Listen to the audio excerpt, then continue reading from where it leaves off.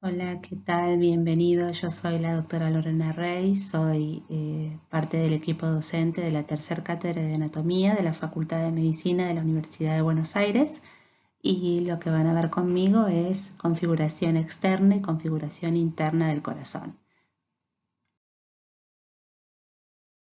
Bien, el objetivo de este teórico es, como dice el título, la descripción tanto de la configuración interna como externa del corazón, apuntando a aquellos temas más sobresalientes y que ustedes no pueden dejar de conocer.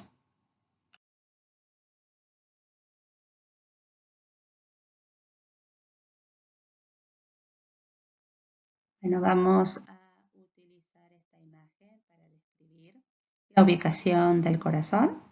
Sabemos que está en el mediastino medio, cubierto tanto por el pulmón y la pleura derecha y el pulmón y la pleura izquierda, dejando una región cuadrangular pequeña en la parte anterior del corazón en relación casi directa con la pared posterior del cuerpo del esternón, porque no olvidemos que está el pericardio. Y también podemos observar que a la izquierda del cuerpo del esternón se encuentra la mayor cantidad de masa del corazón, más o menos unos 2/3, y a la derecha del esternón 1/3 de la misma. El lado derecho del corazón se encuentra prácticamente en toda su superficie, tanto el atrio derecho como la desembocadura de la vena cava superior e inferior, y la masa izquierda, en el hemitórax izquierdo, está ocupada prácticamente en su totalidad por el ventrículo derecho y la punta solo corresponde al izquierdo. Eso lo vamos a ver mejor y se va a entender mejor en las diapositivas que vamos a ver a continuación. Estas letras que ven acá es la relación en superficie con las válvulas cardíacas. La P corresponde a la válvula de la arteria pulmonar, la A a la válvula aórtica y B y T a las válvulas mitral y tricúspide respectivamente. Bien, viendo entonces esta imagen podemos tener una relación mayor del corazón con la cavidad torácica.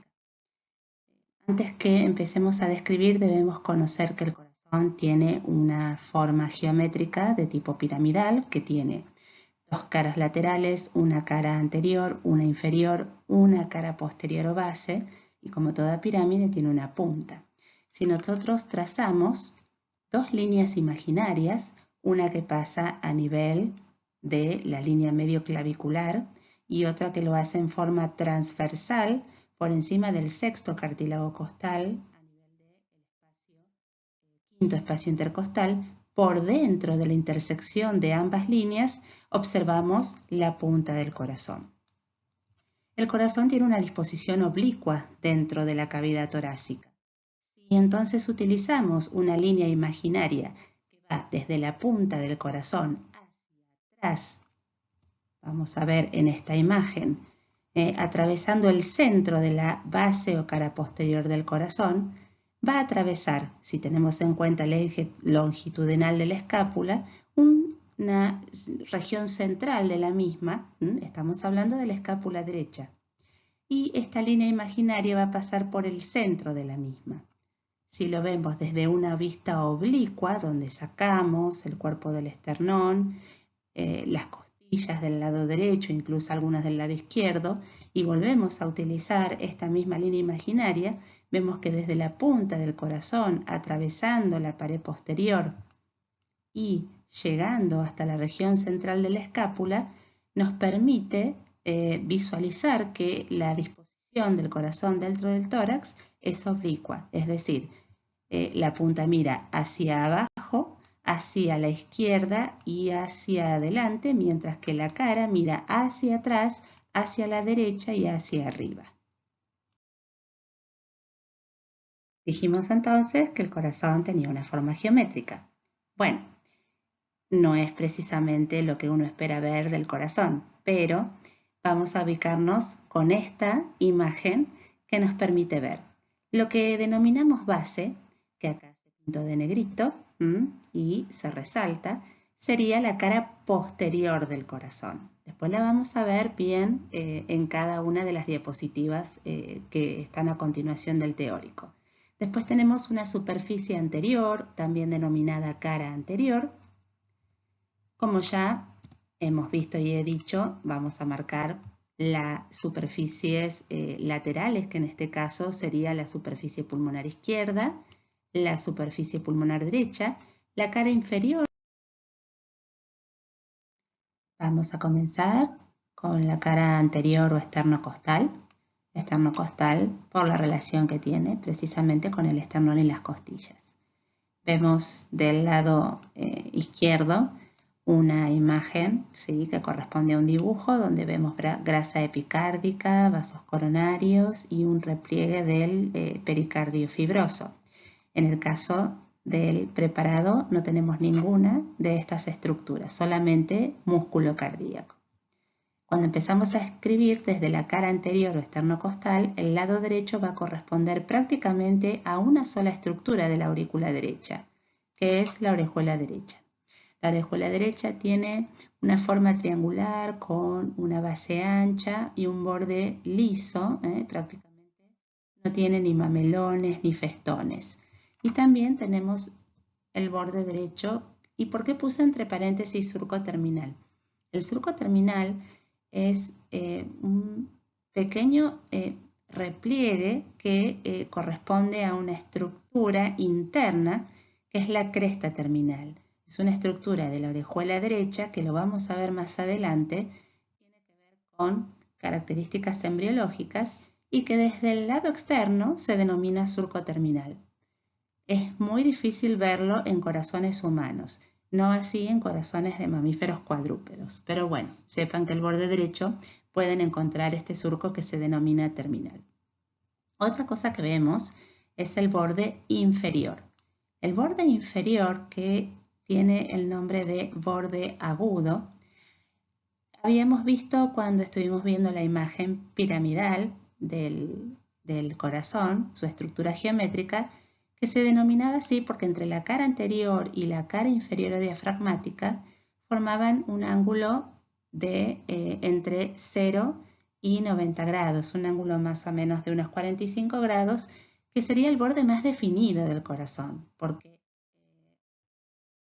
si vamos a tener en cuenta el borde izquierdo del corazón, que se llama borde izquierdo u obtuso, esta relación en cuanto a la cara anterior y a la cara diafragmática del corazón es obtuso porque es un ángulo mayor de 90 y menor de 180. Esto ya no es un borde tan definido, es prácticamente una cara. Es más, entre la cara mediastínica o pulmonar izquierda y el borde prácticamente no hay diferencias. Sin embargo, ustedes tienen que saberlo porque se describe en muchos de los libros de esta manera. Otra cosa que vamos a encontrar es la punta del corazón o el vértice. Ahora, ¿cómo definimos las diferentes cavidades? Bueno, acá ya tenemos que se pintó un surco que está dividiendo. Ya dijimos que esto era la aurícula derecha, de esta estructura hasta acá, donde vemos que apenas se describe o se puede ver otro pequeño surco, que ahora vamos a ver cuál es. Este surco de acá divide esta región de esta región que corresponde al ventrículo derecho. Este surco se denomina surco auriculoventricular o también lo van a encontrar como surco coronario. Surco auriculoventricular porque corresponde a la división entre las aurículas y los ventrículos. En este caso estamos viendo su parte, su expresión externa desde la cara anterior o esternocostal. Otro surco que vamos a encontrar es el otro que acabo de definir en este momento, que va a dividir esta estructura que corresponde al ventrículo derecho a esta otra estructura que corresponde al ventrículo izquierdo. Este surco se denomina surco interventricular o también lo van a encontrar como surco longitudinal, en este caso surco longitudinal anterior. El surco longitudinal se corresponde con el septum, o sea, la pared interventricular, que es la pared que separa desde la configuración interna el ventrículo derecho del ventrículo izquierdo. Para terminar con la parte del ventrículo derecho es importante conocer que la región del ventrículo derecho, la más superior y que se relaciona con este vaso, que es la arteria pulmonar en la región del tronco, se denomina cono o infundíbulo y corresponde al tracto de salida. Entonces tenemos desde la cara anterior prácticamente todo ventrículo derecho y el ventrículo izquierdo más que nada en la punta. En este preparado hay una pequeña hipertrofia, es decir, un aumento del tamaño del corazón, por lo cual vemos un ventrículo izquierdo más desarrollado.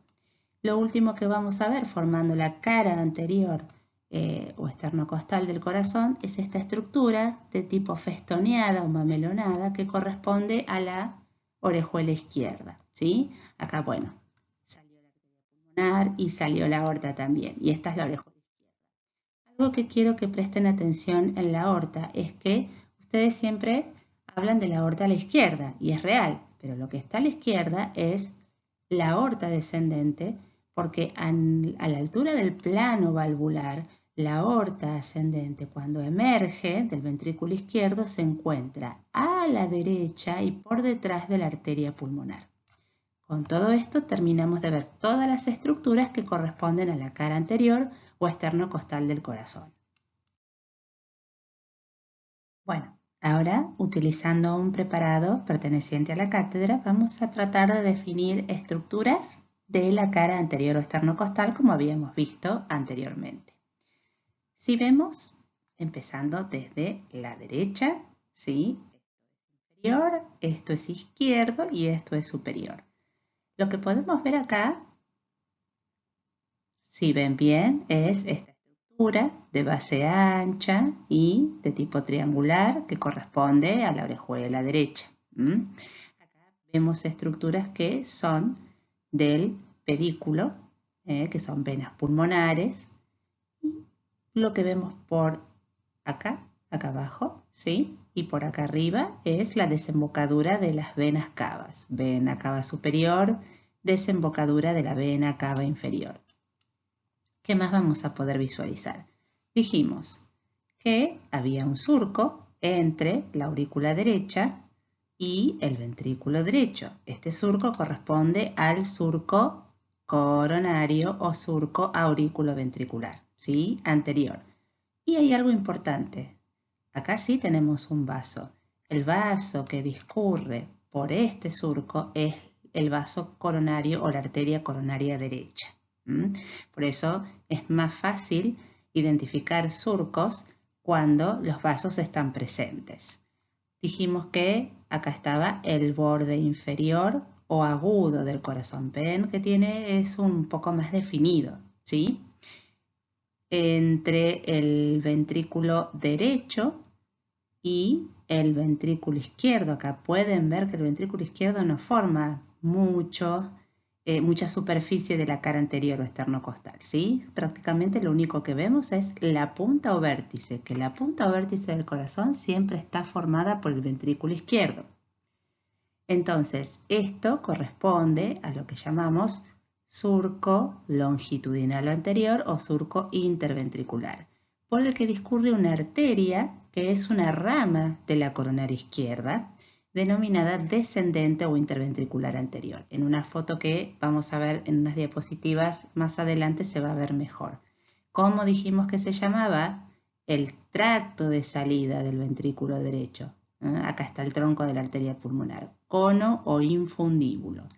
Por detrás y a la derecha del tracto de salida y la arteria pulmonar, el tronco de la arteria pulmonar, se encuentra la aorta. Acá también se ve parte del callado y saliendo la primera rama de la aorta. En realidad la primera rama de la aorta, las primeras son las coronarias, pero las que salen del callado en este caso corresponde al tronco brachiocefálico. Y este, como habíamos visto en la diapositiva anterior, corresponde al borde obtuso del corazón.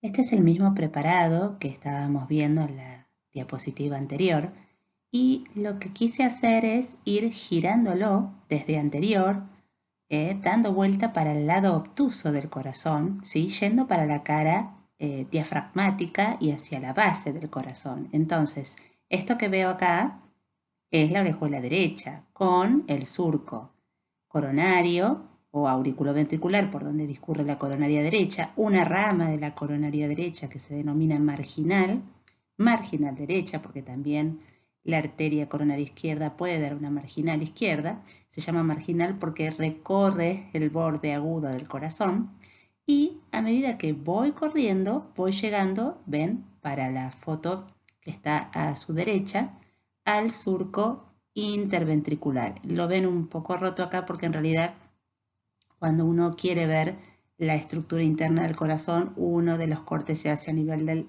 surco interventricular. Entonces puedo ver ramas que discurren por este surco, que lo ven abierto acá, y son ramas de la coronaria izquierda. La coronaria izquierda, cuando emerge de la aorta, del seno coronario izquierdo, apenas tiene un trayecto pequeño, no llega ni a veces ni a un centímetro y medio, que ya se divide en sus dos ramas terminales. Una es la arteria descendente o interventricular anterior y la otra es la arteria circunfleja, que va hacia atrás por el surco aurículo-ventricular posterior. Pero bueno, eso ya es irrigación. Pero sepan que acá está la punta o el vértice del corazón. Lo que les quería mostrar es que este borde, es más que un borde, es una cara. ¿Ven? A medida que lo voy girando, es una cara prácticamente y coincide con la cara pulmonar o mediastínica del corazón. Sin embargo, bueno, se describe de esa manera. Lo podemos llamar borde obtuso, pero a su vez coincide con la cara mediastínica o pulmonar izquierda del corazón.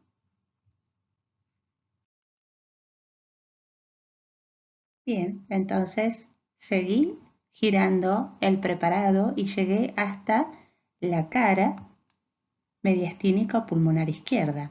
Es todo el ventrículo izquierdo el que está en relación con esta cara del pulmón y por supuesto con su pleura.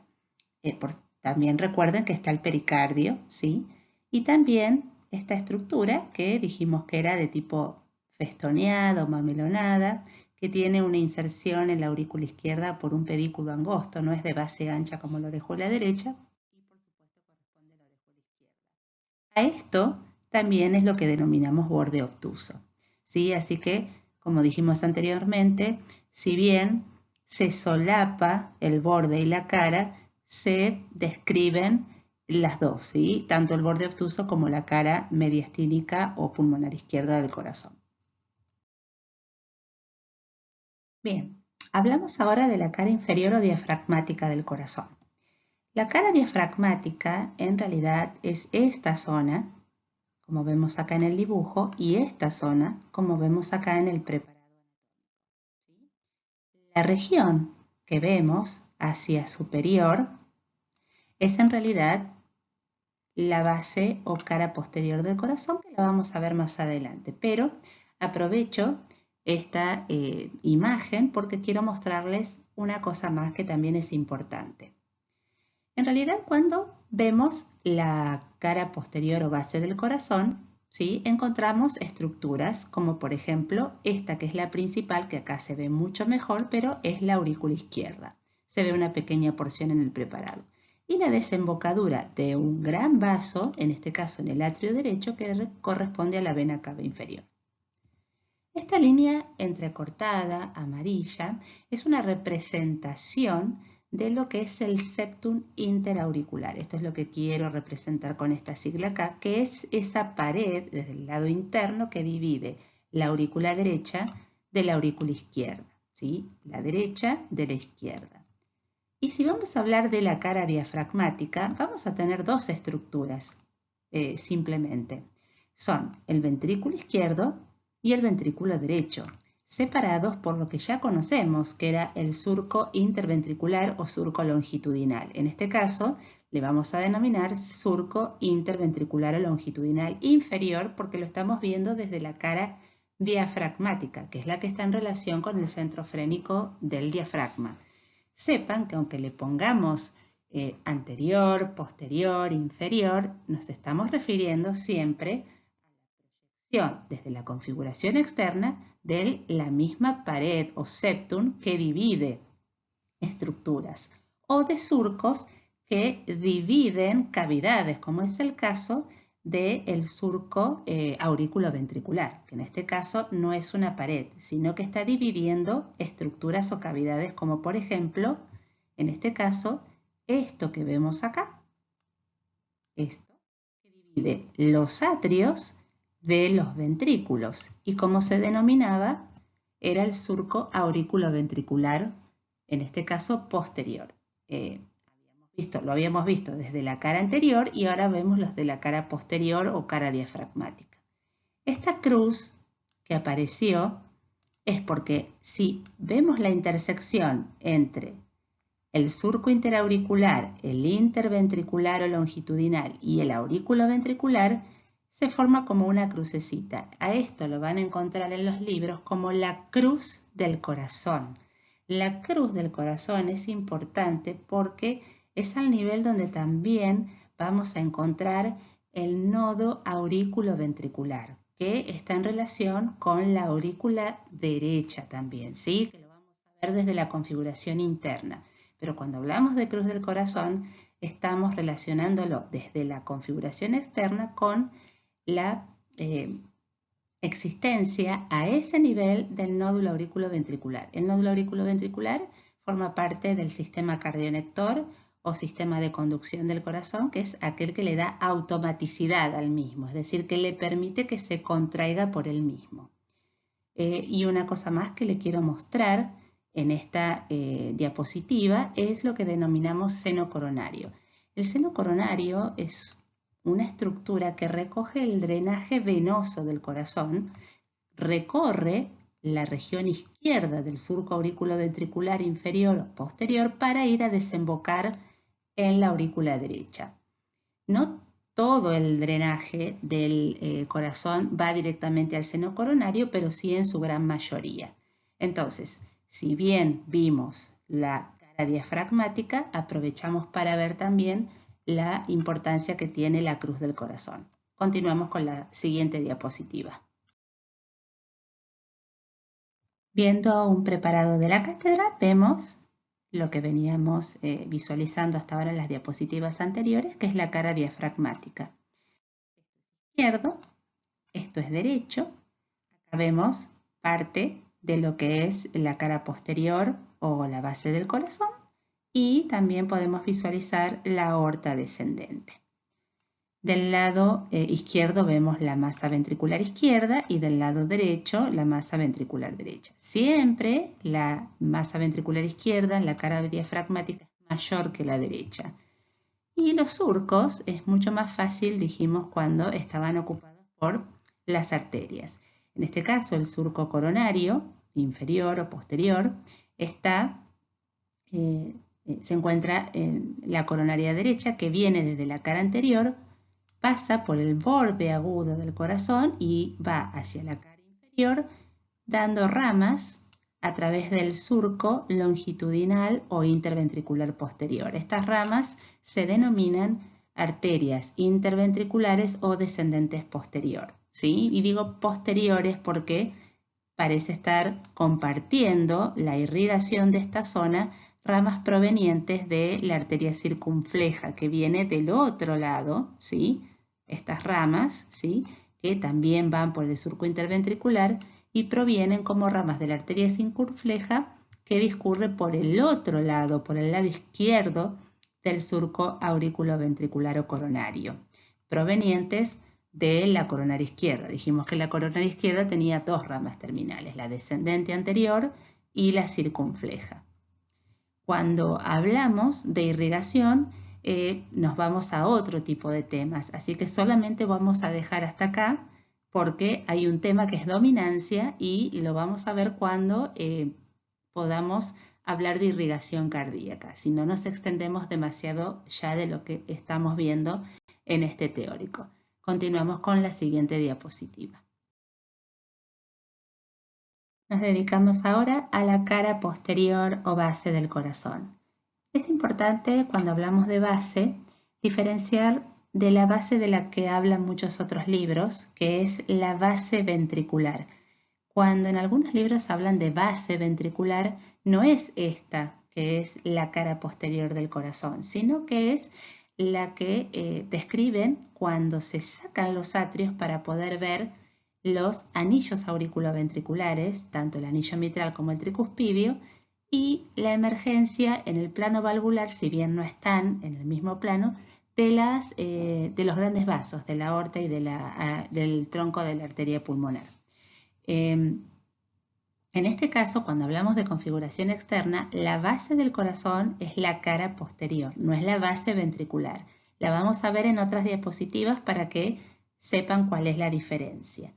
Lo que vemos en el dibujo que está a su izquierda es que la aurícula izquierda con la desembocadura de sus venas pulmonares, dos a la derecha y dos a la izquierda, a veces en la desembocadura de las venas pulmonares derechas en la aurícula izquierda puede hacerse por un orificio común. Forma principalmente lo que se llama mochila del corazón, porque parece que llevará al corazón una mochila. A la derecha de la aurícula izquierda vemos la cara posterior de la aurícula derecha con la desembocadura de sus dos venas, vena cava superior y vena cava inferior. Y en cuanto a los grandes vasos, lo principal es ya la división de la arteria pulmonar en sus dos troncos, el tronco pulmonar derecho y el tronco pulmonar izquierdo, así como por debajo de la aurícula estaría el seno coronario. Fue muy difícil encontrar fotos anatómicas que sean muy parecidas a la del dibujo, pero voy a describir, si no es lo ideal, la que pudimos y pertenece a la cátedra, y lo que podemos ver es la aurícula izquierda, que saben que tiene esta forma cuadrangular. Acá podemos ver la desembocadura de una de las venas pulmonares. También podemos ver por el surco auriculoventricular el seno coronario. Y en esta zona, créanme, no es exactamente igual a esto, pero se puede observar la desembocadura de la vena cava inferior. Así como aquí vemos parte de la aorta ascendente y la aorta descendente, ¿sí? Parte del callado, la aorta ascendente, por supuesto, está mucho más por delante. No se puede visualizar en este preparado la división del tronco de la arteria pulmonar en sus dos ramas, pero sepan que la cara o base del corazón está prácticamente formada en su totalidad por la aurícula izquierda y una pequeña porción de la aurícula derecha que corresponde a la desembocadura de sus dos venas cavas, superior e inferior. En esta diapositiva vamos a ver el borde superior. Y el borde superior, ustedes dirán, ¿cuál es? Bueno, en realidad corresponde a prácticamente la cara superior de la aurícula izquierda. Si bien se lo denomina borde, es más parecido a una cara. Esto es muy parecido a cuando hablamos del borde obtuso del corazón. El único borde realmente que podríamos considerar borde es el agudo o inferior. Pero bueno, este es el borde superior. Y el borde superior, si lo vemos o lo quisiéramos ver desde la cara anterior o esternocostal, no lo vemos porque está la emergencia de los grandes vasos, ¿sí? Dijimos que había una división, ¿sí? Entonces, entre los grandes vasos y la desembocadura, en este caso, a la derecha de la vena cava superior y de las venas pulmonares a nivel de la aurícula, hay un espacio que corresponde al seno transverso del pericardio. Entonces, para que lo sepan, no vamos a ahondar en esto porque el pericardio es todo un tema aparte y tendríamos que hacer un teórico aparte, pero esta zona, este espacio, corresponde al seno transverso del pericardio. Saliendo de lo que es el borde superior y que dijimos que la emergencia de los grandes vasos desde la cara anterior esternocostal no nos permitía ver, vamos a hacer un repaso, ¿sí? Y vamos a ver esta estructura que corresponde a la orejuela derecha. Dijimos que era de forma triangular, de base ancha y con un borde liso que está cubriendo la emergencia de este vaso. Vaso que se encuentra a la derecha y por detrás de otro vaso que es anterior a la izquierda, ¿sí? Ese vaso es la arteria aorta, la emergencia de la aorta. Y la otra orejuela, que es la orejuela izquierda, que tiene una implantación de tipo pediculada y sus bordes son festoneados y está cubriendo la salida de la arteria pulmonar. Entonces tenemos la aorta, la arteria pulmonar y la desembocadura de las venas pulmonares, tanto derecha como izquierda. Recuerden entonces, el borde superior es solamente la región superior de la aurícula izquierda. Recuerdan que habíamos diferenciado la base ventricular de la base del corazón, que es la cara posterior. Bien, les había dicho que al retirar los atrios veíamos los anillos auriculoventriculares y las valvas de las válvulas de la arteria, en este caso aorta y acá la pulmonar. Esto es la base ventricular. Puse dos fotos, ¿sí? Una que es acá diástole ventricular. ¿Por qué?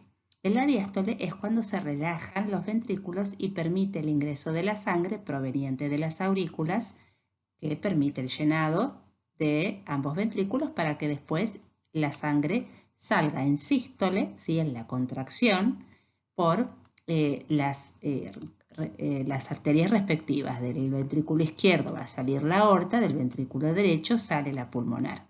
Acá podemos ver el anillo auriculoventricular derecho, que es denominado válvula tricúspide, con sus tres valvas, septal, posterior y anterior, y la válvula mitral en el anillo auriculoventricular izquierdo con su valva anterior y su valva posterior. En el recuadrito del dibujo de la derecha podemos ver la sístole ventricular, donde ya tiene que estar cerradas la válvula tricúspide y la mitral, porque durante la contracción de los ventrículos no debe volver sangre hacia las aurículas, sino que la misma tiene que salir por los grandes vasos, aorta y pulmonar. Lo que vemos acá, que lo pueden ver como unas liñitas punteadas, corresponde al sitio donde se encuentra el haz de His. Y eso lo voy a mostrar en una de las diapositivas más adelante, porque tiene relación con algo que se denomina esqueleto fibroso del corazón, que lo vamos a describir en ese momento. Entonces, estas dos fotos que les puse es para diferenciar la base ventricular de lo que es la base del corazón. Recuerden entonces que es cuando sacamos los atrios para poder ver los anillos auriculoventriculares y, si bien no están en el mismo plano, para ver también las válvulas o las valvas de las válvulas de la arteria pulmonar y de la aorta. Estamos entonces ahora con lo que denominamos esqueleto fibroso del corazón y, si ven bien, es muy parecida, casi igual a la diapositiva que habíamos visto previamente. El esqueleto fibroso es tejido conectivo, principalmente de tipo colágeno, que como todo esqueleto es el que le da un soporte al corazón. Nosotros vemos que el esqueleto fibroso es lo que está en celeste. ¿Y qué es lo que proporciona este tejido fibroso, tejido conectivo fibroso de tipo colágeno principalmente? Tanto el anillo auriculoventricular izquierdo como el derecho, como a las valvas de la válvula aórtica y a las valvas de la pulmonar, le permite tener un tipo de anclaje, para decirlo de una forma rápida y sencilla. Entre los que están bien conectados son principalmente los dos anillos auriculoventriculares con la aorta. Ahora, la arteria pulmonar se conecta con estos principalmente a través de un tendón que se denomina tendón del infundíbulo. La función del esqueleto fibroso tenemos principalmente, que es la de la fijación, tanto para el miocardio ventricular más que nada, ¿sí? No tan así para el auricular. El otro es el aislamiento electrofisiológico. ¿Qué quiere decir esto? Que la conducción del impulso solamente se va a hacer a través del tejido especializado de conducción. ¿Se acuerdan esa línea de puntitos negros que habíamos visto en la diapositiva anterior? Bueno, es esto. Es el haz auriculoventricular o haz de His, pasando por el trígono fibroso derecho. Si ustedes se fijan bien, esta zona de unión entre la válvula, el anillo auriculoventricular izquierdo y la aorta tiene una forma triangular, por eso se lo denominó trígono fibroso izquierdo, y el que está entre ambos anillos auriculoventriculares, el trígono fibroso derecho. Por esta zona, muy relacionado con la valva septal del anillo auriculoventricular derecho o válvula tricúspide, se encuentra pasando el haz de His. Entonces, recuerden, el esqueleto fibroso uno puede hablar mucho más y decir muchas más cosas, pero es lo que le genera una función de fijación no solamente a las valvas de las válvulas pulmonar y aorta, sino también a las valvas septales de los anillos aurículos ventriculares. Le permite que se encuentre también fijos dentro de lo que es el pericardio fibroso, ¿sí? Le da una fijación. Y por otro lado, esto del el aislamiento electrofisiológico, es esto de que el sistema cardionector es como una despolarización o una conducción generalizada de las aurículas a los ventrículos. Eso ya no está prácticamente descartado, se sigue describiendo en algunos libros y en parte tiene que ver con esto, que solamente se produce la conducción a través del tejido de conducción especializado, ¿sí? Entonces con esto nos queda ya más claro lo que significa esqueleto fibroso y la relación que tiene con el sistema cardionector.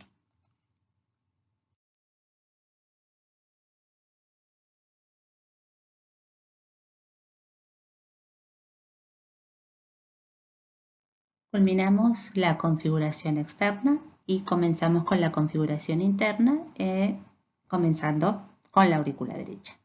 La aurícula derecha tiene muchas características desde la configuración interna. Vamos a empezar haciendo una diferencia principal desde el punto de vista embriológico. En el dibujito que vemos a la izquierda y que les pongo en casi todas las diapositivas como referencia para comparar con el preparado anatómico, vemos que se hizo un corte teniendo en cuenta la orejuela derecha, pasando por el surco terminal. Recuerdan que el surco terminal es la representación externa de una estructura que ahora vamos a ver desde la cara interna de la aurícula derecha, que es la cresta terminal. Va por encima de la desembocadura de la vena cava inferior y toma parte también de el ventrículo de la aurícula derecha, pero permitiendo ver el tracto de entrada del ventrículo derecho, que esta es la valva septal de la válvula tricúspide. Como ustedes pueden ver, nos deja ver el dorso o la pared posterior de la aurícula derecha. Si vamos al preparado anatómico, el corte, en vez de hacerse con un repliegue hacia la izquierda, se hizo al revés. Esto es para que se ubiquen, ¿sí? Se cortó en este sentido y el repliegue se hizo hacia la derecha. Por ende, vemos la porción lisa en la región posterior de la aurícula derecha y estos músculos, que se denominan pectíneos, los vemos a esta altura, ¿sí? Porque el repliegue, el corte se hizo de esta manera y el repliegue de esa solapa se hizo hacia la derecha.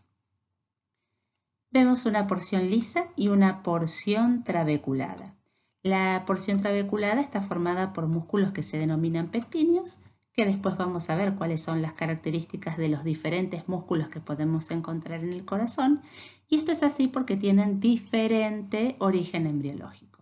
La porción lisa deriva del seno venoso primitivo, es decir, de aquellas venas que llegaban al corazón a través de lo que eran las venas umbilicales, las ónfalo-mesentéricas o vitelinas y de las cardinales, que por diferentes medios se fueron obliterando algunas de ellas y generaron una prolongación derecha del seno venoso, que es la que va a dar origen a la porción lisa de la aurícula derecha que está en la cara posterior y también se denomina seno de las venas cava, ¿sí? Porque se relaciona directamente con la desembocadura de ambas venas. Acá lo que podemos observar es la desembocadura de la vena cava inferior. Y por el otro lado vemos esta porción que se llama pars trabeculada, ¿sí? O porción trabeculada que corresponde a la aurícula primitiva. La división que queda entre ambos estructuras de origen embriológico diferente genera un repliegue que se denomina cresta terminal. ¿Qué es esto que vemos acá? La cresta terminal comienza prácticamente a nivel de donde se inserta la orejuela derecha, baja desde la cara lateral de la aurícula derecha hasta la desembocadura de la vena cava superior, dividiendo ahí estamos con la cresta terminal, dividiendo la porción trabeculada de la porción lisa. Y otra cosa a tener en cuenta acá es la estructura del sistema cardionector que tiene una relación importante con la cresta terminalis o cresta terminal, que es el nódulo sinusal. El nódulo sinusal está en la región superior de la cresta terminal a nivel de la desembocadura de la vena cava superior y en relación también con la orejuela derecha. Tiene una forma de tipo semilunar, es subepicárdico y sepan que es el autómata, o sea, el que realiza el automatismo es el que genera el impulso eléctrico que va a salir desde aquí para llegar a través de los denominados haces internodales hacia el nódulo auriculoventricular, que después también vamos a ver que está ubicado en la aurícula derecha. Es el marcapasos del corazón.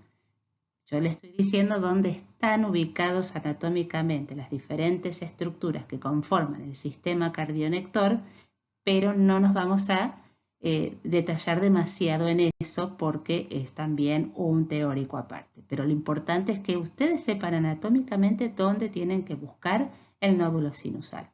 Continuamos con la siguiente diapositiva. Para poder interpretar muchas de las estructuras que vemos en los corazones ya formados definitivamente, tenemos que ir a la embriología. En este caso vamos a hablar de la formación del septum interauricular. En este dibujo vamos a ver en el primero de todos un corte frontal de un corazón en desarrollo. Vemos la aurícula primitiva y el ventrículo primitivo y desde el techo de la aurícula comienza a formarse lo que se llama el septum primum. El septum primum en principio deja una región, un orificio denominado ostium primum. Y a medida que sigue creciendo, esto se cierra definitivamente, principalmente por el crecimiento también que aportan esta estructura que son las almohadillas o cojinetes endocárdicos. Al mismo tiempo que se cierra, se va generando por un mecanismo de apoptosis en la región superior del septum primum un orificio que se va a denominar ostium secundum. Y al mismo tiempo va creciendo a la derecha del septum primum lo que se denomina septum secundum. El septum secundum tiene una forma de semiluna a medida que va creciendo, o sea, crece arriba y abajo, como si fuese un cuerno que se va cerrando, por eso en el corte frontal lo vemos por arriba y por abajo. Cuando termina de completarse, se queda un orificio que se denomina foramen oval. Y del lado izquierdo, el septum primum queda como ostium secundum. Si nosotros lo vemos desde una vista derecha, este septum interauricular queda formado casi en su totalidad por la estructura que vemos en azul, que corresponde al septum secundum, el foramen oval, y justo en el foramen oval nos permite ver lo que queda del septum primum. Lo que no se dibuja acá, que se podría inferir que está a esta altura, es el ostium secundum. Y es la comunicación embriológica que yo necesito tener entre la aurícula derecha y la aurícula izquierda. Para que la sangre oxigenada que proviene de la placenta pase directamente desde la aurícula derecha a la izquierda y desde la aurícula izquierda al ventrículo hacia la aorta. Ventrículo izquierdo, aorta. ¿Por qué? Porque el embrión no utiliza los pulmones para oxigenar la sangre.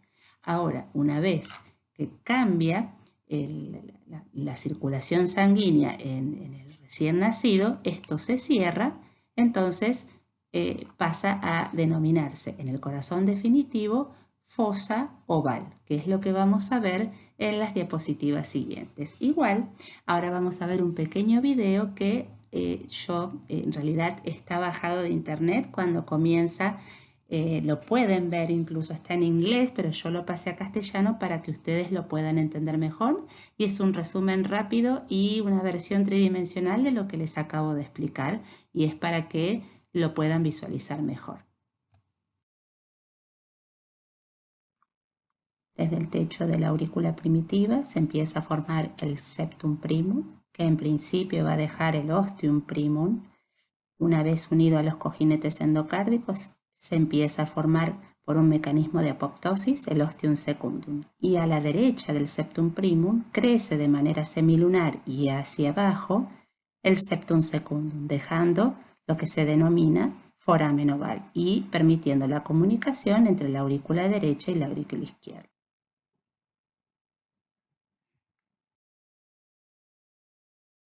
Una vez que vimos cómo se forma el septum interauricular, vamos a hablar de lo que queda en el corazón definitivo, que es la fosa oval. Como podemos ver en el dibujo que se encuentra a la izquierda, vemos la fosa oval en relación también con el seno de las venas cavas, porque está en la cara dorsal de la aurícula derecha. Si vamos al preparado, podemos ver lo que queda alrededor, ¿sí?, de lo que es la fosa oval, es el septum secundum. Y al fondo vamos a ver el septum primum. Recuerden que el septum secundum dejaba un orificio que se denomina foramen oval y del lado izquierdo quedaba el resabio del septum primum. Este repliegue que queda rodeando la fosa oval se denomina limbo de la fosa oval, ¿sí? ¿Y qué otras estructuras podemos ver acá? Bueno, podemos ver la desembocadura de la vena cava inferior con el asta izquierda de la válvula de la vena cava inferior, también llamada válvula de Eustaquio. El asta derecha o cuerno derecho no se ve la inserción, pero sí vemos la relación que tiene la inserción del asta izquierda de la válvula de Eustaquio, que se relaciona también con la región anteromedial del limbo de la fosa oval. Esta zona presenta un rodete subendocárdico perteneciente al esqueleto fibroso, está ubicado a nivel del trígono fibroso derecho, recuerdan que habíamos hablado ya en diapositivas previas, y se denomina tendón de Todaro. El tendón de Todaro no es más que un tejido conectivo, ¿sí?, como habíamos visto en el esqueleto fibroso, que se encuentra a este nivel y lo estamos nombrando porque va a formar uno de los límites que da lugar a una estructura importante. Para terminar de hablar de estos límites, vamos a también nombrar a la desembocadura del seno coronario. Recuerden que el seno coronario discurre por el surco auriculoventricular posterior, trayendo la mayoría del drenaje venoso del corazón hacia la aurícula derecha, el cual también tiene una pequeña válvula que se denomina válvula de Tevesio. Y también hay otra estructura que es la valva septal de la válvula tricúspide, que no se ve bien en esta diapositiva. La marqué con unas flecha de puntitos, pero sí la podemos ver bien como se ve en el dibujo de la izquierda, viendo la valva septal de la válvula tricúspide en la inserción que presenta a dicho nivel. Entonces, entre la valva septal de la válvula tricúspide, la valva del seno coronario y principalmente el tendón de Todaro, vamos a tener una estructura triangular que se denomina triángulo de Koch y da lugar a la ubicación de una estructura muy importante perteneciente también al sistema cardionector, que es el nódulo auriculoventricular. Como vamos a ver ahora en la próxima imagen, es repetir la zona por ahí un poquito más claro en cuanto a la relación que tiene el asta izquierda de la válvula de la vena cava inferior con la región anteromedial del limbo de la fosa oval, que contiene en su región subendocárdica el tendón de Todaro, la válvula de Tevesio, correspondiente al seno coronario, y la inserción de la valva septal de la válvula tricúspide. En el fondo de esta estructura, a nivel subendocárdico, se encuentra el nódulo auriculoventricular. Acá en un preparado de la cátedra lo que quiero mostrar es lo que estuvimos viendo hasta recién, principalmente lo que corresponde a la fosa oval. Vamos a hacer un pequeño zoom y lo que vamos a ver entonces es la desembocadura de la vena cava superior, ¿sí? Esto es un corte que se hizo prácticamente a nivel del surco terminal, que se extiende hacia arriba por la vena cava superior y hacia abajo por la vena cava inferior. Vemos que lisa, que es esta pared correspondiente al seno de las venas cavas, y también podemos visualizar la fosa oval. Vean cómo el limbo prácticamente está como hundido en esta zona, ¿sí? Y esta región corresponde al resabio del septum primum y todo lo que lo rodea al resabio del septum secundum. Hay otras estructuras con respecto a la desembocadura del seno coronario, la válvula de la vena cava inferior y la valva septal de la tricúspide. En este tipo de preparado esta visión no la podemos ver, pero sí quería mostrarles cómo se ve la fosa oval, el limbo, y aprovechando también el seno de las venas cavas para ver la estructura lisa que presenta. Continuando con la descripción de los atrios, ahora nos toca hablar de aurícula izquierda. En la imagen que tenemos, en el dibujo, la aurícula izquierda está representada a este nivel. Recuerden que el corazón, como vimos, tiene una situación oblicua, por lo tanto este es un corte de tipo sagital o parasagital, donde vemos por detrás la aurícula izquierda, esta zona que corresponde a la válvula, a la inserción de una de las valvas de la mitral, el ventrículo izquierdo, y lo que no podemos visualizar acá es la salida de la aorta que está hacia atrás. Otra cosa que visualizamos acá es la orejuela izquierda. Entonces nos vamos a concentrar en esta zona. En realidad la aurícula izquierda no tiene demasiadas cosas desde el punto de vista anatómico para poder mostrar. Lo que le quiero mostrar acá, los voy a ubicar un poco, ¿sí? Esto es la región del septum interauricular, o sea que si yo pudiera pinchar acá me encontraría con la aurícula derecha del otro lado. En esta zona vemos parte del músculo de la pared posterior del ventrículo izquierdo, y esta zona se relaciona la valva de sigmoides de la aorta y un poco de la válvula mitral. Lo que yo le quiero mostrar acá, porque no es una foto espectacular, la verdad que no es algo que sea muy definido, pero sí lo que quiero mostrarles de la aurícula izquierda es cómo se ve esta estructura. Si del lado derecho hablamos de la fosa oval, del lado izquierdo ese resabio que quedaba correspondía al ostium secundum, ¿sí? No es fosa oval lo que estamos viendo del lado izquierdo, es aquella estructura que quedaba como ostium secundum. Y bueno, acá como les había hablado, la aorta y parte de la válvula mitral. Pasamos a la siguiente diapositiva. Bien, continuamos con la aurícula izquierda, pero en realidad, como les había dicho, no hay demasiadas cosas para ver. Lo que sí quería ver que vieran mejor la relación con el ventrículo izquierdo y el tracto de salida de la aorta. Acá volvemos a ver la estructura que corresponde al ostium secundum. Por supuesto que en preparados que tengan otro tipo de corte, por ahí lo que van a poder ver es alguna de las desembocaduras de las venas pulmonares. Todas sus paredes son lisas, exceptuando la de las orejuelas. Las orejuelas, tanto la derecha como la izquierda, tienen en su interior músculos pectíneos, ¿sí? Pero después el resto de la aurícula izquierda no tiene una región trabeculada, más allá de que el origen embriológico de la aurícula izquierda, que también proviene de la aurícula primitiva, se forma a través de un esbozo que da lugar a las venas pulmonares, que también es de tipo liso, por eso no hay demasiadas diferencias en cuanto a la estructura definitiva de la aurícula izquierda. Lo que quiero que vean es cómo es la relación de la aurícula izquierda con su ingreso a través de la válvula mitral. La válvula mitral tiene una valva anterior y otra posterior. Acá vemos la anterior y la posterior, el ventrículo izquierdo y el tracto de salida por la aorta. Pero en relación a lo que es la aurícula izquierda, no tenemos mucho más para decir. Por eso vamos a continuar ahora con la descripción de los ventrículos.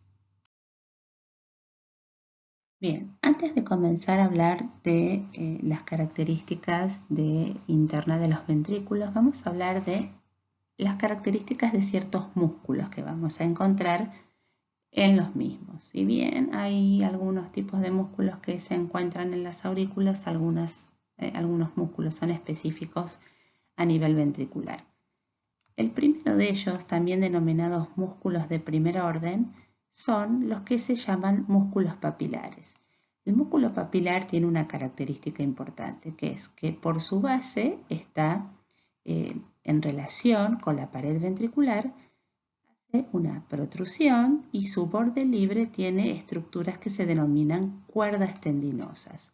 Acá vamos a ver un ejemplo. En esta imagen de un preparado anatómico vemos el músculo papilar en su base en relación con la pared ventricular, en su vértice en relación con las cuerdas tendinosas. Las cuerdas tendinosas son como ligamentos, ¿sí? O bandeletas de tipo colágeno que van a ir a insertarse principalmente, las que se denominan cuerdas verdaderas, al borde libre de las valvas de cada válvula auriculoventricular, es decir, en el caso de la válvula tricúspide será en cada una de sus valvas, ¿sí? Anterior, posterior y septal, y en el caso de la válvula mitral, en las valvas anterior y posterior. Acá vemos también, ¿sí? Otro músculo de tipo papilar que a veces se puede ver como uno solo. El que es más grande y desarrollado también lo pueden llegar a encontrar como músculo papilar de Luschka. Y las cuerdas tendinosas que van a insertarse, como ya les dije, son verdaderas, hay falsas, hay verdaderas de diferentes tipos, son las que se insertan en el borde libre de las válvulas auriculoventriculares. Los músculos papilares en realidad son y se describen como parte del complejo valvular, o sea, es parte del aparato subvalvular. El anillo auriculoventricular con sus valvas, con las cuerdas tendinosas y los músculos papilares forman todo un componente de lo que sería el aparato valvular, tanto tricuspidio como mitral. Otro que tenemos es lo que denominamos músculos de segundo orden. El músculo de segundo orden tiene por sus extremos, está unido a la pared del ventrículo y luego presenta un borde libre, como si fuese un puente. Uno de los ejemplos ya los vimos, que son los músculos pectíneos. Acá los podemos ver, si ustedes, voy a recordarles la ubicación, estamos viendo la aurícula derecha, desembocadura de vena cava superior e inferior, fosa y limbo de la fosa oval, y esto es la orejuela derecha, que como les había comentado, tanto la orejuela derecha como la izquierda tiene músculos pectíneos, que tienen estas características. Si uno pudiera poner una pinza a este nivel, podría levantar estos músculos. Recuerden que la porción trabeculada de la aurícula derecha, la parte trabeculada, también son músculos pectíneos. Los ventrículos también tienen músculos de segundo orden, principalmente lo que se denomina banda moderadora, pero como hay diferentes descripciones en relación a la misma, prefiero hablarles de eso en las diapositivas siguientes. Y por último están los músculos de tercer orden, que son directamente protrusiones de la pared ventricular. Y una de las más conocidas, y que vamos a ver a continuación, es lo que se denomina la cresta supraventricular. Por el momento nos quedamos con eso, ¿sí? Y ya tenemos los tres tipos de músculos que podemos encontrar. Los de primer orden son prácticamente característicos de los ventrículos. Los de segundo orden los podemos encontrar tanto en aurículas como en ventrículos, y los de tercer orden en realidad son prácticamente también como los de primer orden, patrimonio de los ventrículos. Continuamos. Bien, tenemos entonces imagen del ventrículo derecho. Como siempre, comenzamos con esta dibujo que se encuentra a la izquierda, nos vamos a ubicar, es una cara anterior o esternocostal, ¿sí? Donde prácticamente se utilizaron el surco auriculoventricular y el interventricular para hacer cortes, también a nivel del plano valvular de la arteria pulmonar y replegar esa pared hacia abajo para poder ver al ventrículo derecho desde su cara anterior y también la cara posterior que se correspondería con el septum interventricular. Lo que quiero en esta diapositiva marcar es algo sumamente importante para luego diferenciar del ventrículo izquierdo.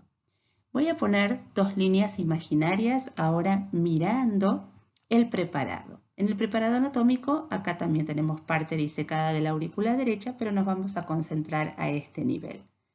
Todo esto que vemos acá y que también lo vemos de este lado, lo vamos a describir en las diapositivas siguientes.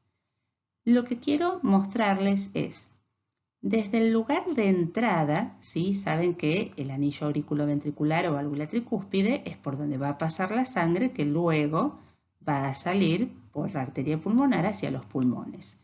En el tracto de entrada, entre el tracto de entrada y el tracto de salida se forma prácticamente un ángulo de 90 grados, es decir, no es un ángulo de 90 grados perfecto, pero es un ángulo de más de 45, 50 grados y menos de 90. Esto es, y recuérdenlo, para diferenciarlo del tracto de entrada y de salida que vamos a ver luego del ventrículo izquierdo.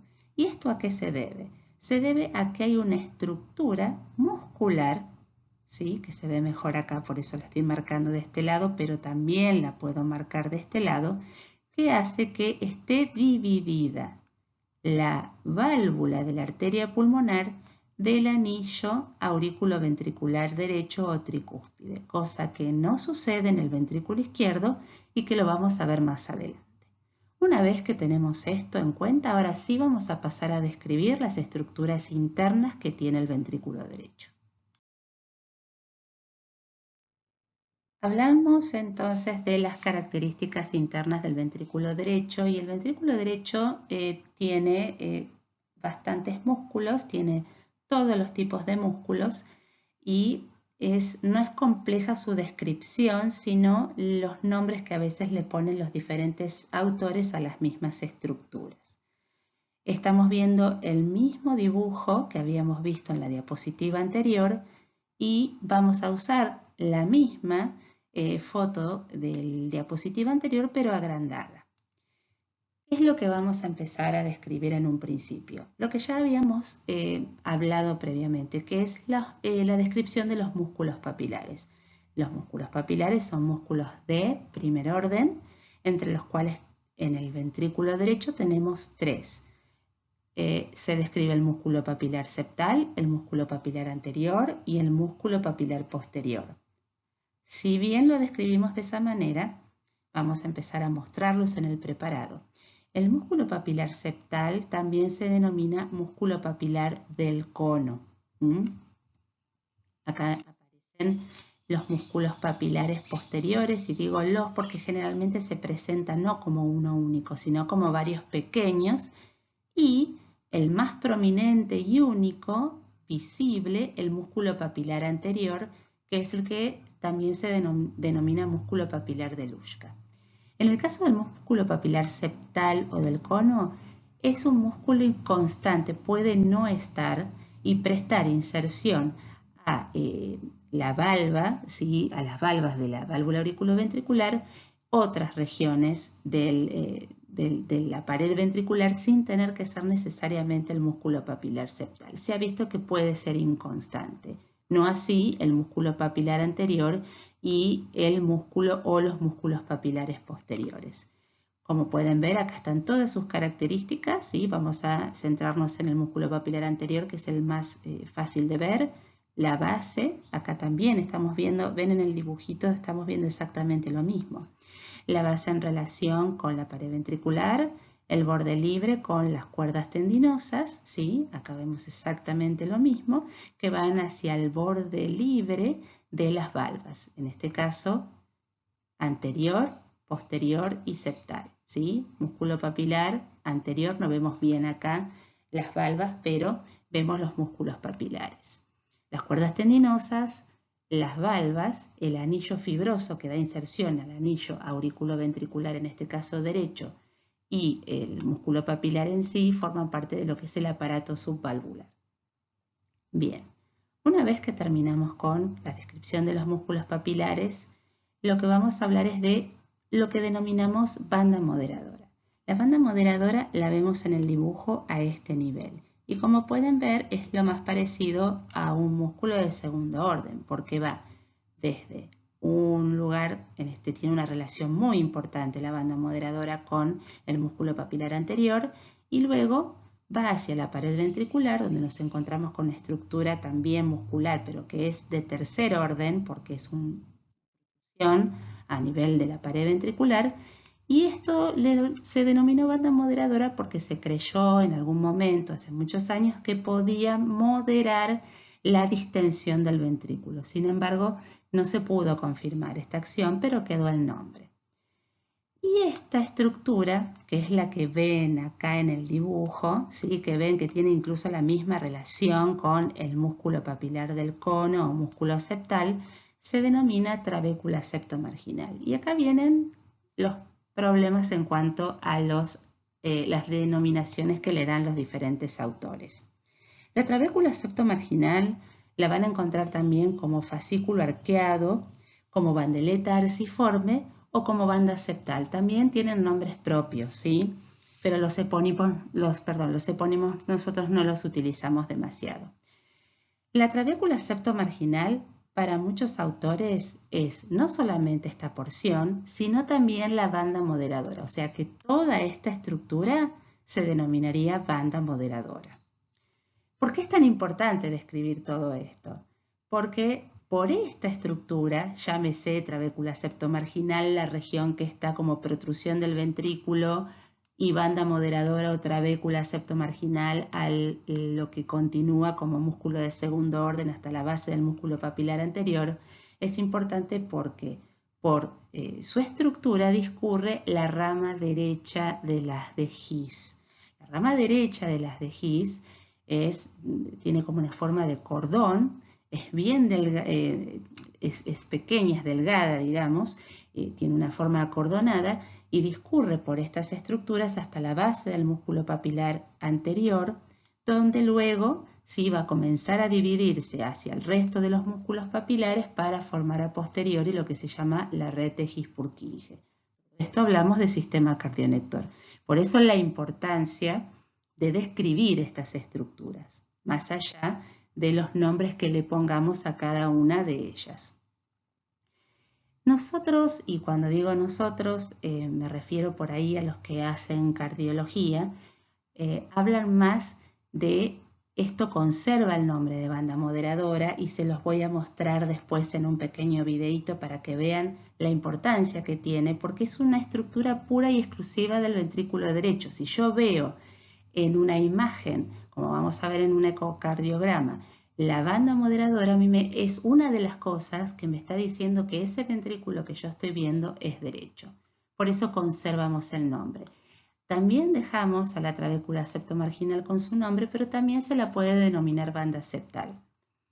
Y la diferencia de la banda parietal. La banda parietal es, acá vamos a mirar el dibujito, esta es la banda septal o trabécula septomarginal y hacia la región derecha vemos otra región muscular que es como, no es la división de la banda septal, sino que es otra estructura muscular formada también en el ventrículo primitivo que la denominamos banda parietal, pero en embriología, desde el punto de vista embriológico, se la denominó en un principio repliegue infundíbulo ventricular. Habíamos dicho que había una estructura muscular que separaba la válvula pulmonar del anillo de entrada, ¿sí?, del ventrículo derecho. Es decir, me divide el tracto de entrada del tracto de salida. Y este repliegue muscular, denominado banda parietal, también se denominó o se denomina repliegue infundíbulo ventricular. Cuando hablábamos de la embriología, se decía que era repliegue infundíbulo ventricular derecho porque había un repliegue infundíbulo ventricular izquierdo que separa la aorta de la mitral.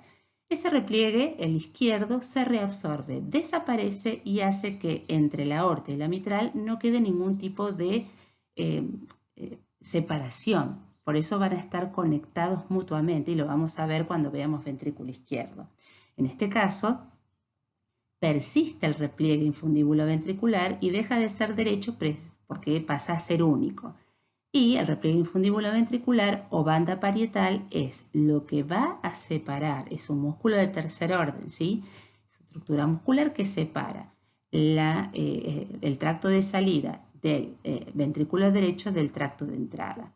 Esto por ahí es repetitivo, pero es importante, ¿sí? Que lo entiendan, o por lo menos que vean cuál va a ser la diferencia principal entre el ventrículo derecho y el ventrículo izquierdo. Luego tenemos otra estructura de músculo de tercer orden que les había dado de ejemplo cuando hablamos de músculos, que es la cresta supraventricular. La cresta supraventricular es exactamente la que está justo el nombre sobre esta estructura, que es esta que está acá. ¿Qué es la cresta supraventricular? Bueno, la cresta supraventricular, perdón que toqué un botón que no era. La cresta supraventricular está formada por el septum interventricular, formado en este caso por la banda septal o trabécula septomarginal, parte de la banda parietal y el septum infundibular. Acá nosotros vemos la banda septal, la banda parietal y el septum infundibular o del cono. Y ustedes dirán, ¿cómo no es un septum interventricular? No, porque si yo pincho a la altura de este septum, del tracto de salida del ventrículo derecho, me choco del otro lado con la arteria aorta, ¿sí? No con el ventrículo izquierdo. Y estos orígenes de estos septum, tanto del interventricular como del septum conal, embriológicamente sus orígenes son distintos. El septum del cono o del infundíbulo es como que encaja a manera de cuña entre las bandeletas de la banda septal. Tiene como bandeletas que le permiten una inserción en tipo cuña. Las características de esta conexión ya no se ven, ¿sí? Porque ha pasado a ser todo un músculo entero. Pero sepan que la cresta supraventricular se denomina supraventricular porque está por encima del ventrículo y si bien es supraventricular, como ya les dije, y perdón si soy repetitiva, es por la unión que se genera entre las bandeletas anterior y posterior de la banda septal, ¿sí? No es parte del septum conal, la banda parietal. Recordemos que eso es un repliegue totalmente distinto, ¿sí? Estas bandeletas anterior y posterior, parte de la banda parietal, le dan como un encaje recíproco al septum conal que tiene un origen embrionario diferente. Bueno, ahora vamos a continuar con otras características del ventrículo izquierdo, pero espero que con esto les haya quedado claro algunas cosas de las características de los músculos del ventrículo derecho, que como dijimos, más que nada con respecto a lo que es la banda moderadora y la trabécula septomarginal, independientemente de los nombres que le demos, su importancia radica en lo que contiene, que es la rama derecha de las de His. Continuamos. Como les había dicho, íbamos a ver un estudio, ¿sí? Que esto es un ecocardiograma y los voy a ubicar porque cuando hacemos un ecocardiograma no lo hacemos en posición anatómica. Sí se puede hacer y es lo que se recomienda también, pero los voy a ubicar.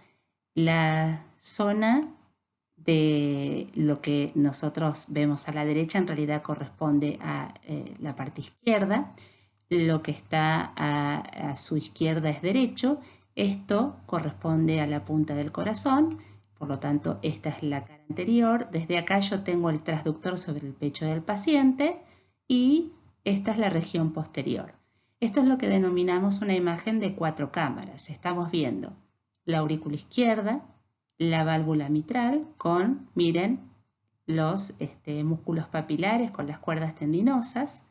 Acá esto es el ventrículo izquierdo, el septum interventricular, el septum interauricular, la aurícula derecha con la válvula tricúspide y lo que marca la flecha amarilla es lo que yo le decía que les iba a mostrar, que es la banda moderadora. La banda moderadora, cuando veo esta estructura en un corazón, yo sé que ese ventrículo es derecho, ¿sí? Es muy importante y es característico. No va a aparecer una banda moderadora en un ventrículo izquierdo, o sea que es una de las estructuras anatómicas que nos sirve para identificar ventrículos, entre otras cosas. Yo me dedico a las cardiopatías congénitas, es muy importante porque nos encontramos con muchas alteraciones en la conformación, en la posición, en la anatomía cardíaca. Entonces, hay estructuras las cuales son importantes de visualizar. Este es un ecocardiograma de un paciente completamente normal y más adelante les voy a mostrar otras ecografías, otros ecocardiogramas, pero bueno, esto es más que nada para mostrarles la importancia de conocer la existencia de la banda moderadora. Ahora hablamos de los tractos, ¿sí? Me han escuchado decir muchas veces tracto de entrada y tracto de salida. Y me falta un tracto. ¿Qué es lo que sucede? Cuando ustedes lean sus libros, van a encontrar prácticamente la definición de tracto de entrada y tracto de salida y no les van a hablar de lo que es la porción trabeculada, ¿sí? En este caso, nosotros utilizamos los tractos de entrada y de salida porque es como se describe en los libros, pero yo también les voy a hablar de lo que es la porción trabeculada, porque es lo que más se utiliza cuando lo vayan a aplicar dentro de su vida médica. Lo que voy a hacer acá es mostrarle exactamente una imagen prácticamente igual de la que veníamos viendo hasta ahora de lo que es el ventrículo derecho para mostrarles los tractos en relación al mismo, ¿sí? Ya habíamos visto, repito, el anillo auriculoventricular, el músculo papilar, ¿sí? El músculo papilar del cono, el músculo papilar anterior, algunos de los posteriores. No se ve bien acá la banda moderadora porque es un corte a otro nivel. Sí, lo que puedo ver es la región de la cresta supraventricular, el septum infundibular y las valvas sigmoideas de la arteria pulmonar. Bien, cuando definimos el tracto de entrada lo vamos a definir de la siguiente manera. Desde la inserción del anillo, ¿sí? De las valvas de la válvula tricúspide en el anillo auriculoventricular hasta la inserción de las cuerdas tendinosas en la región del ápex del músculo papilar o de los músculos papilares corresponde al tracto de entrada.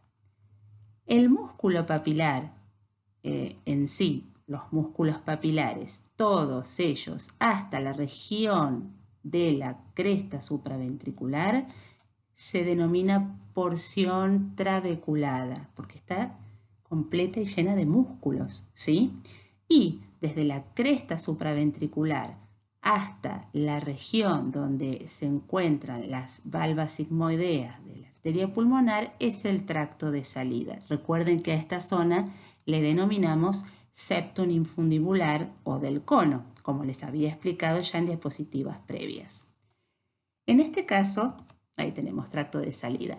En este caso tenemos tres porciones, tracto de entrada, porción trabeculada y tracto de salida. Va a ser mucho más frecuente que ustedes les hablen en los libros de solamente un tracto de entrada y un tracto de salida. El tracto de entrada para los libros de anatomía incluye toda la porción trabeculada y el tracto de salida conserva su lugar, es decir, desde la cresta supraventricular hacia arriba, ¿sí? Entonces, ustedes lo pueden decir de la manera que ustedes quieran. Si vamos a respetar lo que dice la mayoría de los libros de anatomía, pueden incluir a toda la porción trabecular hasta la cresta supraventricular desde la implantación del anillo como tracto de entrada, y de la cresta supraventricular hasta la salida de la válvula pulmonar como tracto de salida. Pero sepan que en realidad lo que se utiliza hoy en día es esto, ¿sí?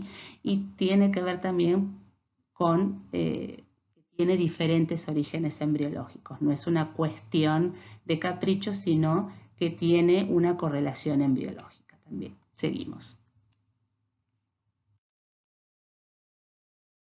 Esto es lo mismo que estábamos viendo en los dibujos, ¿sí? Es un ventrículo derecho que le sacamos la región anterior y estamos viendo la estructura tal cual la habíamos estado viendo en la diapositiva previa. Entonces, fíjense, está marcando el tracto de entrada, el segmento trabecular apical, que en realidad miren, ¿sí? Hasta dónde se extiende, y en esta zona, que es la cresta supraventricular, lo nombra como tracto de salida, para que vean que lo que le digo es real y que es como en realidad se habla hoy en día. Lo dividimos en 3 porciones porque tienen orígenes embriológicos diferentes, pero ante las preguntas que muchas veces le van a hacer en relación a los libros de anatomía, tienen que describir el tracto de entrada como toda la zona que ya había nombrado previamente en la diapositiva anterior, incluirá la porción trabeculada hasta la región de la trabécula, perdón, de la cresta supraventricular, y de ahí hacia arriba el tracto de salida.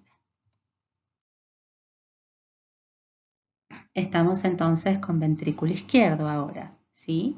Bien, vamos a ver este corte que dijimos que era sagital. Esto es anterior, esto es inferior, la aurícula izquierda con la desembocadura de sus venas pulmonares es posterior y esta es la cavidad ventricular izquierda. Tenemos un preparado, ¿sí? En este preparado no vemos acá la aurícula, pero sí vemos a esta altura es el anillo aurículo-ventricular izquierdo. Por supuesto, esta es la válvula mitral. Acá tenemos las cuerdas tendinosas de la valva posterior. Acá se ve un poquito de la valva anterior y los músculos papilares, el tracto de salida y la aorta. Voy a usar otra diapositiva para explicar cómo hice con el ventrículo derecho, y acá me voy a concentrar en el ángulo como había explicado, el ángulo del tracto de entrada y tracto de salida del BD, lo vamos a explicar acá.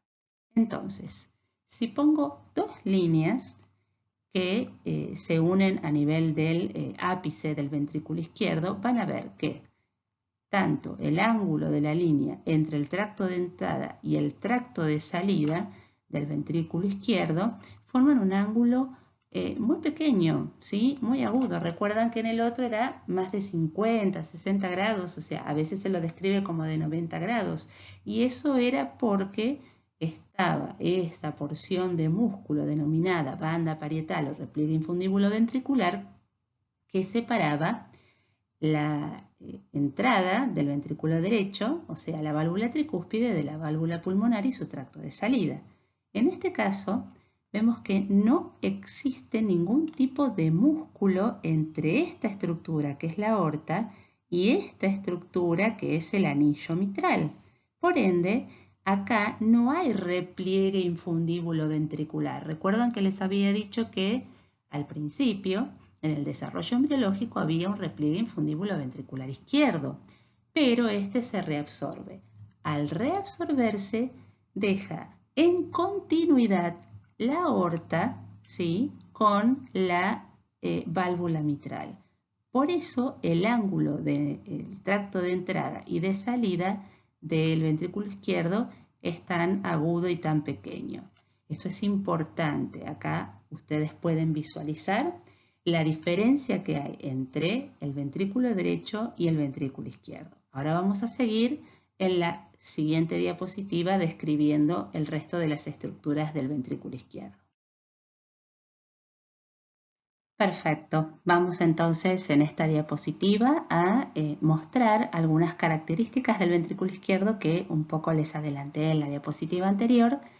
En general, lo que son los músculos papilares, en este caso vamos a encontrar dos músculos papilares de características bastante definidas, ¿sí? En realidad también pueden ser únicos o 2 o 3, tanto en el caso anterior como en el posterior.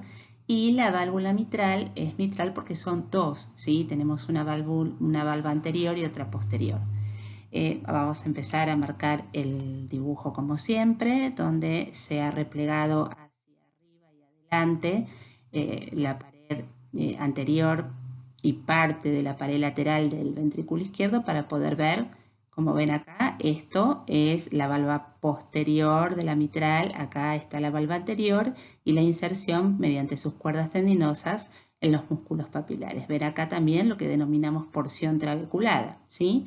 En esta zona no vemos la salida de la aorta, pero sí lo vemos en el preparado. Vamos a ubicarnos. Acá sí vemos la estructura de la aurícula izquierda, el ingreso al ventrículo izquierdo y acá podemos ver el anillo aurículo-ventricular con la valva posterior, con las cuerdas tendinosas hacia los músculos papilares, y esta es la valva posterior y esta es la valva anterior. La valva anterior tiene una porción ventricular y una porción auricular, o sea, eso es con respecto a todas las válvulas, ¿sí? La porción auricular es la que mira hacia la aurícula y la porción ventricular es la que mira hacia los ventrículos, ¿sí? A su vez, las valvas tienen una porción lisa y una porción rugosa que, bueno, excede también el tema con el que estamos tratando. Entonces, ¿qué va a formar el tracto de salida del ventrículo izquierdo? Lo va a formar la cara ventricular de la valva anterior de la válvula mitral, ¿sí? Y esto es importante porque habíamos dicho que ya no tenemos el repliegue infundíbulo ventricular y la banda parietal. Y sale directamente y en conexión, ¿sí?, con la válvula aórtica. Por eso tenemos valva posterior, valva anterior, la cara ventricular de la valva anterior de la mitral forma parte del tracto de salida. Acá tenemos la valva, las válvulas sigmoides de la aorta. ¿Y qué dijimos? Que estaban en contigüidad. Entonces a eso le denominamos, y lo van a encontrar en los libros, como continuidad mitroaórtica, ¿sí? Esas son las características que tiene y las diferencias principales que tiene el ventrículo izquierdo en relación al ventrículo derecho.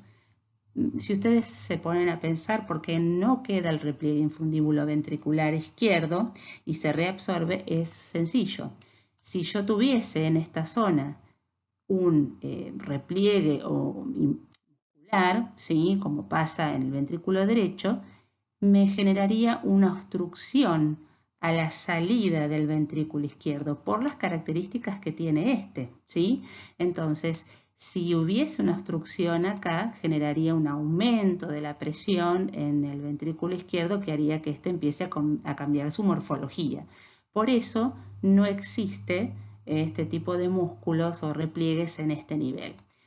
Por supuesto que hay patologías que hacen que esta zona, más que nada la zona de la pared del septum interventricular subaórtica, se pueda hipertrofiar y generar obstrucción al tracto de salida, entre otras cosas. Pero en un corazón normal no tiene que existir ningún tipo, y no existe ningún repliegue o rodete muscular. Entonces a esta zona de contigüidad se denomina continuidad mitroaórtica. Bien, para ir terminando con el tema, no quería dejar pasar el septum interventricular, y no voy a hablar de la embriología del septum interventricular porque es sumamente compleja, pero voy a usar este esquemita que es muy sencillo y se entiende bien, y a ustedes les va a hacer acordar de los tractos de los que estuvimos hablando. Como podrán ver, acá está dibujada la aurícula derecha. Esto es una cara anterior, ¿sí? Es como si hubiésemos estado viendo la cara externo-costal de la aurícula derecha, del ventrículo derecho con su tracto de salida. Al septum de la región del tracto de entrada se le denomina componente del inlet, ¿sí? El inlet es la entrada. Acá también ven en inglés la porción o el componente trabecular apical, y lo que habíamos hablado, el outlet, es el tracto de salida, ¿sí? Y acá les está mostrando esta región rayadita pequeña que le puso el nombre de septum membranoso. ¿Por qué? Porque el septum interventricular no es pura y exclusivamente muscular. El septum interventricular tiene una porción membranosa y una porción muscular. ¿Cómo se forma la porción membranosa? En realidad se forma por la unión de los tres tipos de septum, el de la entrada, el de la salida y el trabecular. Si yo por alguna razón tuviese algún defecto a este nivel, es por algún defecto en la unión de los septums correspondientes, que los tres, como les había dicho, tienen orígenes embriológicos diferentes. Por eso no es caprichoso dividir los tractos tanto de entrada como de salida como una porción trabecular, no hablar solamente de tracto de entrada y de salida. Y ahora les voy a mostrar, guiándonos en esta estructura. Es un corazón visto de adelante, un corte frontal, es un 4 cámaras. Esto es derecho, esto es izquierdo, aurícula derecha, izquierda, ventrículo derecho, izquierdo, pero lo que quiero que se concentren es en la región del septum interauricular y el septum interventricular, porque ahora van a ver aparecer un dibujo muy precario, pero que me sirve para explicar cómo es el septum membranoso. ¿Sí? Bien, vamos a hablar y nos vamos a centrar acá en el dibujito en el septum interauricular, que es esto que ustedes ven acá. Habíamos hablado que el septum interauricular quedaba formado por el septum secundum y el septum primus. Y este es un dibujito como que en esta zona quedaría el foramen oval. Y acá estas estructuras que ven son el anillo tricuspidio con sus tres valvas, septal, anterior y posterior, y el anillo mitral con su valva posterior y su valva anterior. Si ustedes se fijan, la inserción del anillo mitral es mucho más hacia la base del corazón en relación al anillo tricuspidio, que es más hacia el ápice del ventrículo, ¿sí? O sea, tiene una inserción mucho más alta. Por eso no están en el mismo plano, ¿eh? Y este puntito negro que ven acá, que forma parte de la aurícula derecha, es el tendón de Todaro. El tendón de Todaro, cuando vean y revean el teórico, van a ver que cuando hablamos del esqueleto fibroso y hablamos del trígono fibroso derecho, van a poder ver la relación que tiene el tendón de Todaro con el anillo auriculoventricular izquierdo, porque es uno de los lugares que les presta inserción a esa región del anillo auriculoventricular izquierdo. Más allá de eso, ¿sí? Después tenemos en esta zona de acá, para abajo, todo esto corresponde al septum membranoso. Y esta estructura que ven acá más gruesita representa el septum interventricular. Ahora, pero el interventricular, porción muscular. Voy a hacer las diferenciaciones. Septum interauricular, septum auriculoventricular, porción membranosa, y septum interventricular, porción muscular. Ahora nos vamos a concentrar en la parte del septum membranoso. Esto es el ventrículo izquierdo y esto es el ventrículo derecho. Ahora, el ventrículo izquierdo, en relación con esta parte del septum membranoso, comunica con la aurícula derecha. No comunica con el ventrículo derecho. ¿Se entiende? ¿Sí? Esto es debido a que la inserción de la válvula tricúspide es más hacia el ápice, ¿sí? El ventrículo derecho. Entonces, esta porción se denomina aurículo ventricular, ¿sí?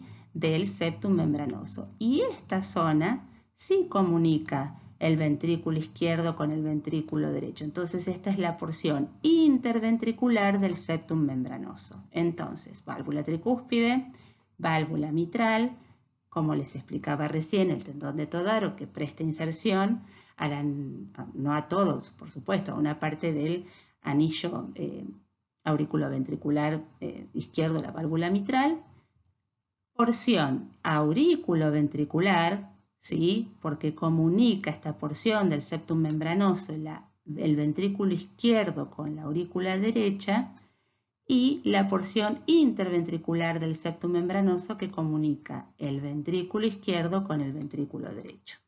Esto es importante, más que nada, no solamente del punto de vista anatómico, es muy importante para aquellos que hacen cardiopatías congénitas y cuando hay defectos en la pared, no es lo mismo tener un defecto en el septum membranoso a este nivel, porque acá la comunicación no va a ser de ventrículo a ventrículo, sino del ventrículo a la aurícula, y estamos hablando de un septum, ¿sí?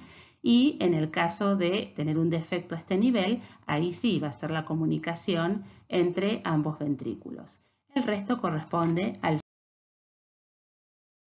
Bueno, ahora vamos a ver, tratar de aplicar lo que se aprendió y saber que la anatomía, en este caso del corazón, es algo importante y que la podemos llevar a la práctica diaria haciendo un estudio sencillo, no invasivo.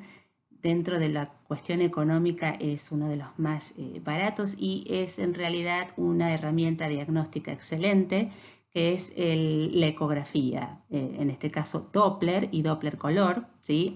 Hoy en día hay tisular, tridimensional, hay muchos tipos, pero bueno, generalmente, por lo menos en el hospital que yo estoy, tenemos un aparato que ya demasiado que es 2D, es bidimensional, tiene y es Doppler y color. Pero vamos a aplicar un poquito lo que vimos a el estudio del ecocardiograma. Es algo que vamos a ver rápido y nos distiende un poquito. Entonces vamos a ver, acá esta estructura anatómica es lo mismo que estamos viendo en este corte que denominamos eje largo o longitudinal del ventrículo izquierdo, donde vemos aurícula izquierda, ventrículo izquierdo, ¿sí? Con el aparato subvalvular, válvula mitral y el tracto de salida de la aorta. Septum interventricular y lo que acá no ven es esto que es la cámara del ventrículo derecho. En la próxima diapositiva vamos a verlo en movimiento. Bien, entonces acá podemos ver el corte que estábamos viendo anteriormente en movimiento, ¿sí? Esto corresponde a la aurícula izquierda. Esta estructura que ven acá atrás, ¿sí? Es la aorta descendente. Recuerden la importancia que tiene la relación de la aorta descendente con la aurícula izquierda, ¿sí? La válvula mitral, el ventrículo izquierdo, el tracto de salida de la aorta. Miren las válvulas de la aorta, cómo abren y cómo cierran. Tienen un cierre bien central, Después el septum interventricular y la cavidad derecha.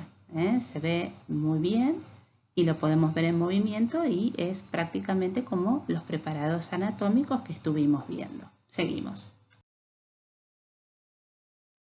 En este caso vemos lo que denominamos eje corto de ventrículo izquierdo, que es una sección, ¿sí?, del corazón, prácticamente en un corte de tipo frontal, ¿sí?, donde podemos ver, acuérdense que tiene una posición oblicua. A la izquierda estamos viendo el ventrículo izquierdo que tiene una forma redondeada. En este caso, este preparado tiene una hipertrofia bastante importante del ventrículo, o sea que está muy grueso. Van a verlo en relación a la imagen en la ecografía, que es mucho más delgado, ¿sí? Los músculos papilares se ven mucho mejor acá, ¿sí? Los músculos papilares, los dos músculos papilares del ventrículo izquierdo, y acá se dibuja un poco esta estructura semilunar que corresponde al ventrículo derecho. Fíjense que el ventrículo izquierdo, más allá de que este tiene una hipertrofia, como abomba sobre la estructura interna del ventrículo derecho. Y acá pasa exactamente lo mismo, ¿sí? Entonces ahora vamos a proceder a verlo en movimiento. Como les dije, acá vemos el ventrículo izquierdo, es bien redondeado. La región semilunar corresponde al ventrículo derecho. Vemos cómo abomba la región del septum interventricular en la cavidad del ventrículo izquierdo. Podemos ver los músculos papilares. Ya dijimos en otras oportunidades que esto siempre es anterior. Acá en esta zona es el tórax del paciente y yo tengo el transductor a este nivel. Esto es derecho, esto es izquierdo y esto es posterior, ¿sí? Se ve muy bien cómo se contrae. El ventrículo tiene una buena contractilidad. En este caso estamos con el mismo paciente y habíamos hecho un corte a nivel de los músculos papilares. Si vamos con el transductor llevándolo hacia la cabeza del paciente, vamos subiendo, ¿sí? Y vamos a llegar a la altura de la válvula mitral. En realidad la válvula mitral parece como que tirara besos, como que nos estuviese tirando besitos. En realidad esta es la valva anterior y esta es la valva posterior de la válvula mitral. Vemos acá también empieza a aparecer la válvula tricúspide en el ventrículo derecho, ¿sí? Y este es un corte a nivel de la válvula mitral. Si le pusiéramos color, veríamos el pasaje a través de la misma. Vamos a continuar con otras tomas ecocardiográficas. Bien. Entonces veníamos desde un eje, ¿sí? El corto del ventrículo izquierdo, donde veíamos parte de la punta a nivel de los músculos papilares. Desde la misma posición voy subiendo y empiezo a ver la válvula mitral y si continúo subiendo me voy a encontrar con esta imagen. Esta imagen, vamos a ver primero en el preparado, corresponde en el centro a la aorta. En relación posterior a la aorta nos encontramos con la aurícula izquierda, parte de la aurícula derecha, la válvula tricúspide y el tracto de salida de la arteria pulmonar. Fíjense, vamos ahora a esta imagen que se tomó de una ecografía en un paciente. Left atria, o sea que está en inglés, aurícula izquierda, septum interauricular, aurícula derecha, válvula tricúspide, ventrículo derecho con el tracto de salida y la válvula pulmonar con la arteria pulmonar. Y esto que está en el centro es la arteria pulmonar, o sea que como lo vemos en el preparado, lo podemos ver también en una imagen directa con el paciente al lado nuestro. Ahora vamos a ver dos videitos para que podamos ver en movimiento esta toma del corazón. Bien, vamos a ver estos dos videitos, ¿sí? Primero vamos a ver el que está a su izquierda y arriba. Fíjense, a este me olvidé decirles que se le denomina eje corto de los grandes vasos, precisamente porque nos estamos encontrando con la emergencia tanto de la aorta como de la pulmonar.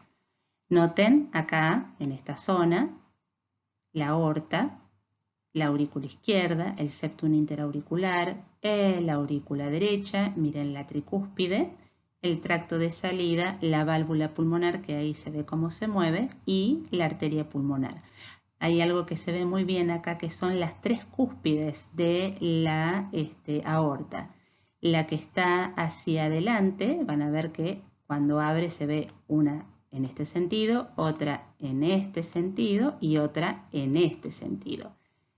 La que está en esta zona es la valva coronariana derecha, ¿sí? La que está a esta altura es la coronariana izquierda y la que está a este nivel es la no coronariana. ¿Por qué se denominan coronariana derecha y coronariana izquierda? Porque tienen la salida de las arterias coronarias, la coronaria derecha y la coronaria izquierda. En este tipo de tomas no lo podemos ver, pero si uno busca puede ver no solamente el ostium de salida de cada una de ellas, sino en muchas ocasiones parte de su recorrido. Y si vamos a la otra imagen, el video que está a su derecha y abajo, lo puse porque lo que se ve mejor es cómo se desenrolla la arteria pulmonar. Miren que no solamente veo el tronco de la arteria, sino que también veo su división en una rama izquierda y una rama derecha, ¿sí? Era más que nada porque en este no se veía tan bien y acá se puede ver con mayor claridad. Fíjense la diferencia de los planos entre la aorta y la pulmonar. La aorta prácticamente envuelve a la pulmonar, la pulmonar envuelve a la aorta cuando sale, y el plano entre la aorta y la pulmonar es prácticamente de 90 grados de diferencia entre ambas. Entonces, este es el eje corto de los grandes vasos. Continuamos. Bien, esto es una imagen de 4 cámaras. Ya le había mostrado una imagen similar a esta cuando les mostré la banda moderadora. Esto es izquierdo, esto es la punta del corazón, ¿sí? Acá esta es la parte derecha, esto es posterior. Acá vemos la aorta descendente, la aurícula izquierda, el ventrículo izquierdo, la aurícula derecha y el ventrículo derecho. Válvula auriculoventricular derecha, válvula auriculoventricular izquierda, ¿sí? O sea, mitral y tricúspide. Vamos a ver ahora imágenes en movimiento. Y acá les voy a mostrar no solamente lo que denominamos 4 cámaras, sino también lo que denominamos 5 cámaras. El 4 cámaras es lo que vimos en la diapositiva anterior. Estamos viendo, ¿sí? Ya habíamos descrito la aurícula izquierda, derecha, con sus respectivos ventrículos, septum interventricular, septum interauricular. Del lado de su derecha, ¿a qué le denominamos 5 cámaras? Le denominamos 5 cámaras a cuando se ve la salida de este vaso, que es la aorta, ¿sí? Entonces, ¿por qué? Si bien la aorta no es una cámara, digamos que desde la práctica ecocardiográfica a esta toma se la denomina de 5 cámaras cuando movemos el transductor de una manera para poder visualizar la salida de la aorta desde el ventrículo izquierdo. Bien, ahora vamos a uno de los últimos cortes que realizamos en ecocardiografía. Todo esto que les estoy mostrando, hay varios cortes más, pero estos son, digamos, los básicos y los que, bueno, a ustedes les sirve para poder correlacionarlos con la anatomía.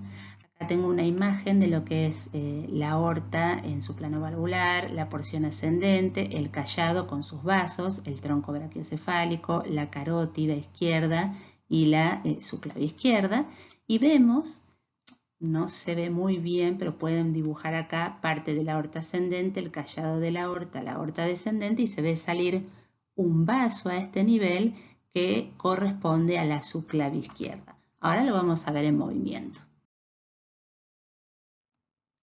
Toma para poder ver la aorta ascendente, el callado de la aorta, ¿sí? Y la aorta descendente. Miren, acá se ve muy bien salir la subclavia izquierda y la carótida, ¿sí? Izquierda. Se lo denomina eje largo supraesternal.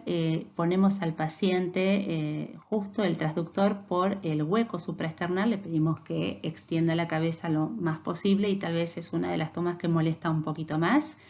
Pero acá podemos ver, como les acabo de describir recién, y acá le puse color, ¿sí? Esto es el Doppler color.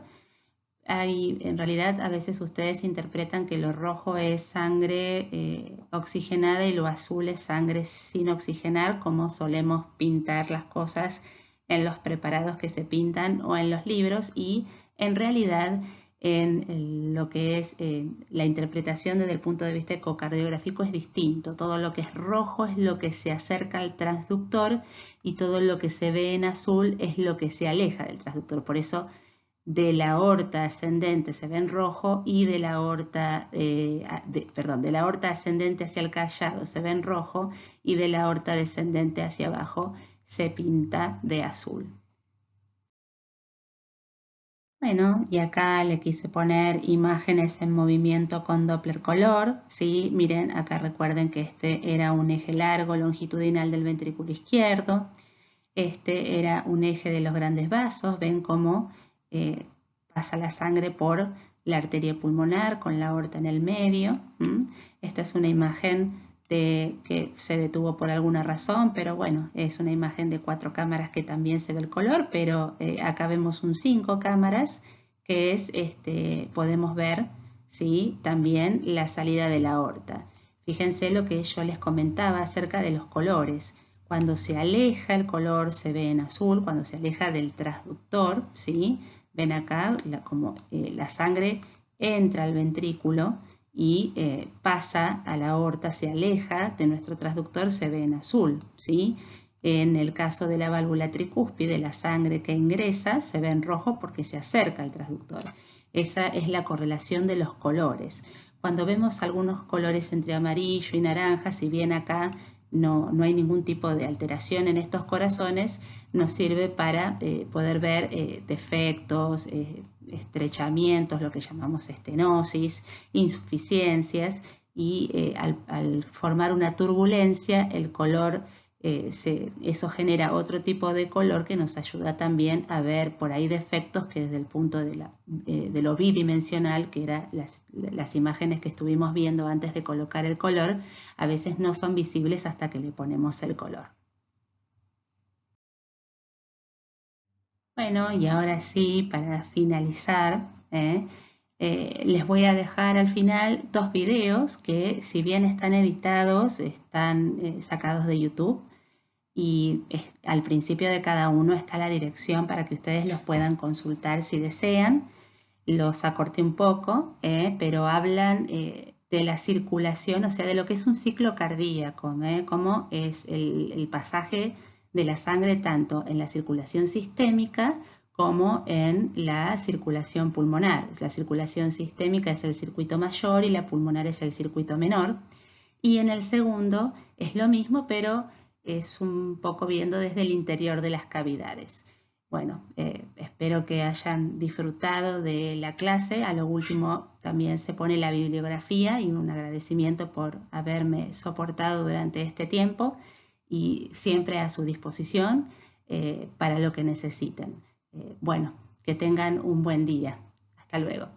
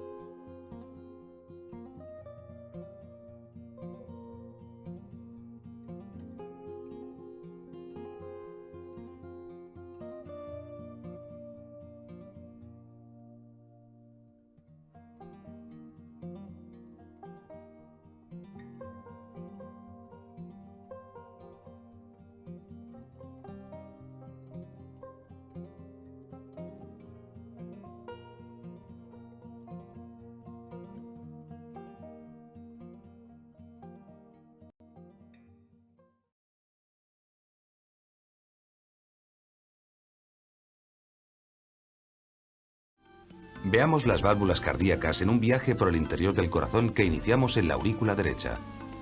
La sangre entra en la aurícula, en la que se puede ver la válvula tricúspide formada por 3 pequeños velos. Estos, al separarse, permiten el paso de la sangre al ventrículo. Los velos están sujetos por unas cuerdas que le dan forma de paracaídas. Desde el ventrículo se ve la válvula pulmonar formada por 3 pequeños pliegues que cuando se separan permiten la salida de la sangre. Después de haber viajado por los pulmones, la sangre regresa a la aurícula izquierda. En ella se ve la válvula mitral. Cuando se abre, la sangre pasa al ventrículo. La válvula también está sujeta por cuerdas, como si se tratase de un paracaídas de tan solo 2 velos. Cuando toda la sangre ha pasado al ventrículo, la válvula se cierra impidiendo su retroceso a la aurícula. En el ventrículo se ve la válvula aórtica. Cuando ésta se abre, permite el paso de la sangre a través de la arteria aorta. Vista desde la arteria, la válvula tiene forma de 3 nidos de golondrinas que se juntan de nuevo para impedir que la sangre retroceda hacia el ventrículo.